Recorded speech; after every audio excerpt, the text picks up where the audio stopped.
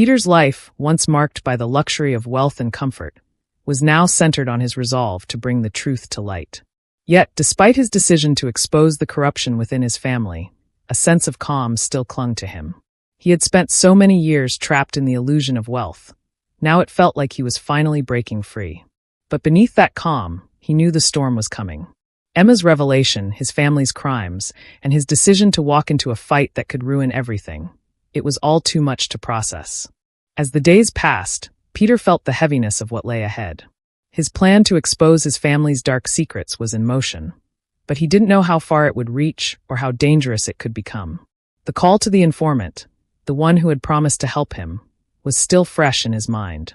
There was a price to pay for this kind of truth, and Peter wasn't sure he was ready to face it. He'd lived a life dictated by external forces, his family's wealth, Emma's past, his desire for more, and now he was fighting to control his own destiny. The weight of his decisions grew heavier with each passing day, but Peter didn't look back. The phone call, the files he had uncovered, the imminent confrontation, it was all coming together. He knew the risks, but now there was no turning back. He was at the point of no return. One evening after work, Peter came home to find a note slipped under his door. It was simple, no name, no address, just a short message. Meet me at the old marina at midnight. His heart skipped a beat. The note seemed to be from the informant he had been in contact with, but something about the message felt off. Why the secrecy? Why the dead of night? Against his better judgment, Peter found himself standing at the marina later that night, the full moon casting an eerie glow over the water. His thoughts raced as he waited. Was he walking into a trap? Had he been misled? Then a figure emerged from the shadows. A man tall and thin, dressed in a dark coat. His face was obscured by the hood, but Peter could tell by his gait and posture that this was the contact. The man handed Peter a folder, thick with papers, and without a word, turned and disappeared into the night. Peter stood frozen, staring at the folder in his hands. He had expected information, but this felt different. There was an unsettling weight to it, like the secrets inside could destroy him. With no time to waste, he opened the folder and began to read. The documents inside confirmed everything he feared. His uncle's involvement in illegal activities was far more extensive than he had imagined. But there was something else, something far more disturbing. A note, scribbled in a shaky hand at the bottom of one of the pages, read, "You're not the only one looking for the truth.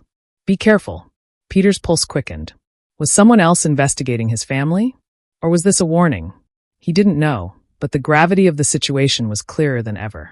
The storm was not only coming, it was already here.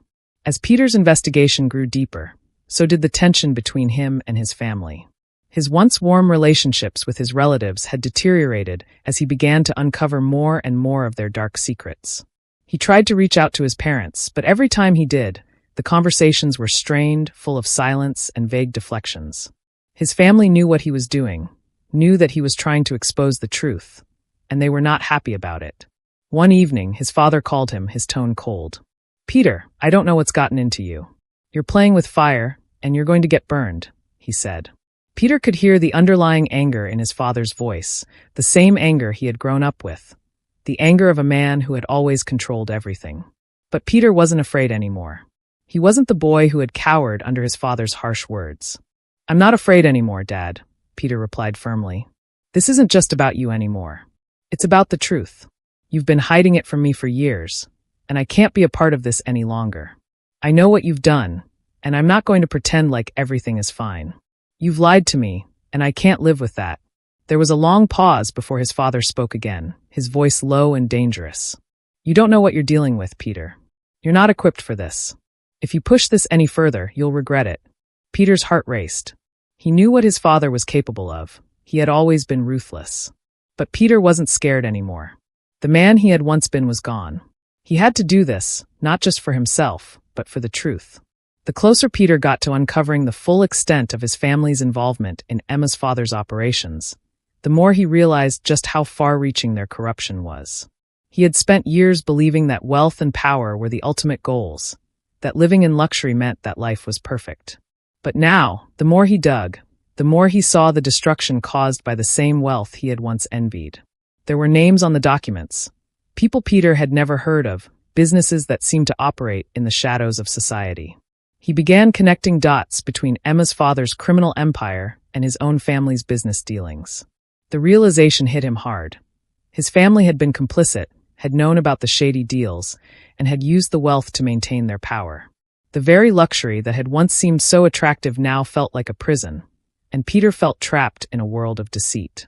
He spent hours in his apartment, poring over documents, trying to make sense of the tangled mess his family had created. The more he uncovered, the more disillusioned he became. Everything he had been raised to believe in, family, loyalty, success, had been built on lies. But even worse, the deeper he got, the more dangerous it became. He knew there were people out there who would stop at nothing to protect their secrets, and Peter had now become a target. As the days passed, Peter could feel the walls closing in. The stakes were higher than ever. But he couldn't stop. The truth had to come out, no matter the cost. Peter stood at a crossroads. The more he discovered, the more it became clear. Exposing his family's crimes would have catastrophic consequences. He had already lost Emma, but what about the rest of his family? What would happen to them if he revealed everything? Would they be punished? Would he be responsible for tearing apart the only life he had ever known? But as Peter sat in the quiet of his apartment, the weight of his choices settled heavily on him. He knew what he had to do. The truth couldn't be hidden any longer, no matter how much it hurt.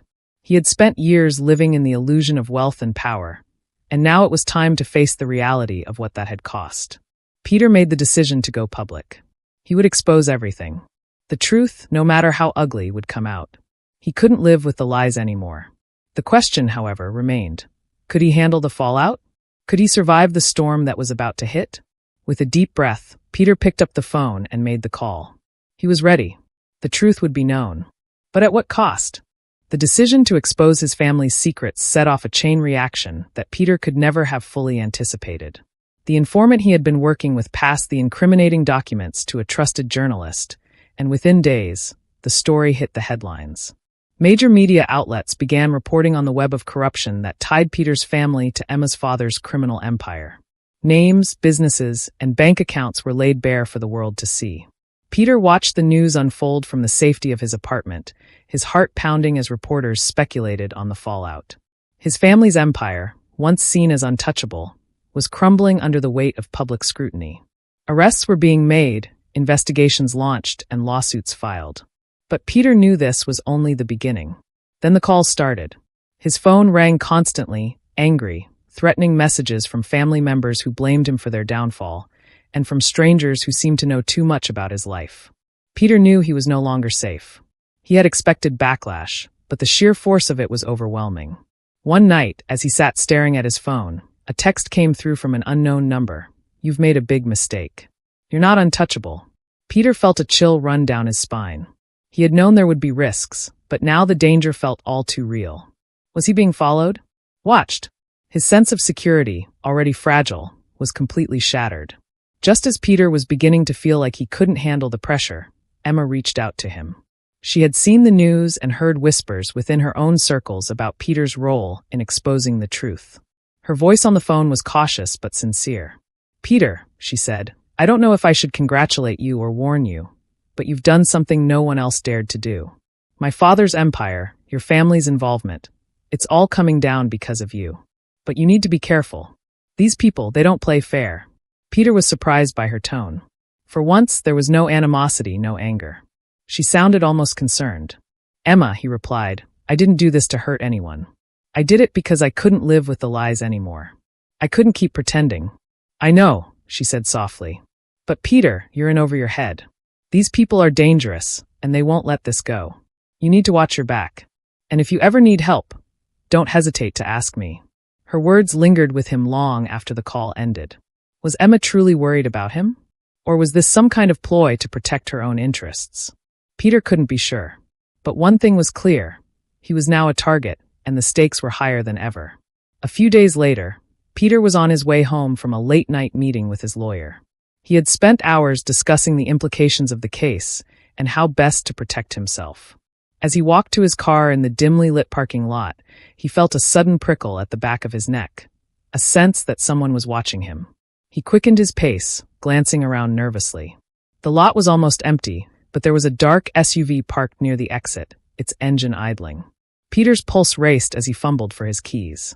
Just as he reached his car, the SUV's headlights flashed on, and it began to slowly roll toward him. Panic set in. Peter jumped into his car, locked the doors, and started the engine. The SUV sped up, its tires screeching as it closed the distance.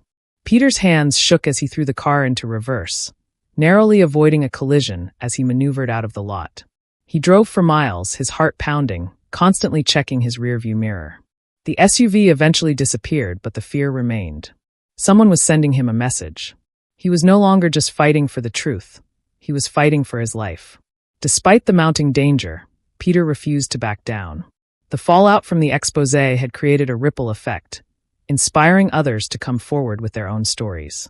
Whistleblowers from within his family's businesses and Emma's father's operations began to emerge, corroborating the evidence Peter had provided. It was as if a dam had broken, and the flood of truth was unstoppable.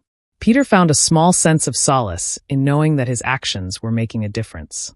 The media began to shift its narrative, focusing less on his family's wealth and influence, and more on the victims who had suffered because of their greed. For the first time in years, Peter felt like he was doing something meaningful, something that mattered. But the threats continued. His lawyer advised him to relocate, at least temporarily, to avoid further danger. Peter hesitated. He didn't want to run away, but he knew he couldn't help anyone if he wasn't alive to tell the story. With a heavy heart, he packed a bag and left his apartment, unsure of where the road would take him next.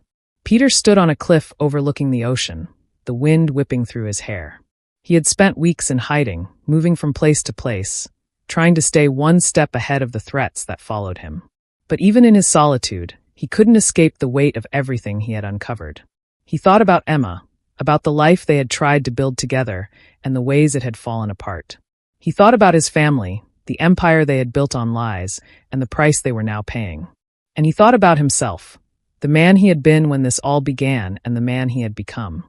As the sun dipped below the horizon, Peter felt a strange sense of peace. He had done what he set out to do, even if it had cost him everything. But the story wasn't over. The truth was out there now, and it would take on a life of its own. Peter turned away from the cliff and began walking back to his car. He didn't know what the future held, but he knew one thing for certain. He was free. Free from the illusions, the lies, and the chains of his past. And for the first time in a long time, he felt like himself again.